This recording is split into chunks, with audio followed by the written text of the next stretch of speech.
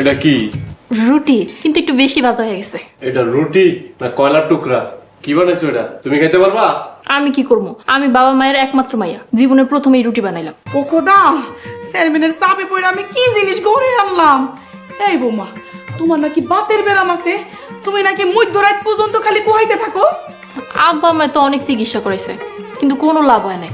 তবে ইন্ডিয়া শুনছি এর ভালো চিকিৎসা আছে। এখন আপনাকে পোলা যদি আমার লইয়া যায়, তাহলে হানিমুন আর চিকিৎসা দুইটা এক লগে হয়। তুমি কি কও? এই মাইয়া, কি কও তুমি? তোমার কি হুশ আছে? এই ওষুধ তো তুমি বাপের বাড়ি থেকে বই আনছো। ইন্ডিয়া যাও, চায়না যাও, ইরাক যাও, যেইখানে খুশি তুমি চিকিৎসা করো, এর টাকা তোমার বাপ মাই দিব। রানতে পারো না, বাড়তে পারো না, কোনো কাম করতে পারো না। ও শিক্ষা মাইয়া, তোমার আমরা কি করুম কইতে পারো? আম্মা, আপনি তো এতদিন সবকিছু করছেন, আর কটা দিন করেন, আস্তে আস্তে দেখবেন সব ঠিক হয়ে গেছে। এই কথাবার্তা হুশ করে রাখো।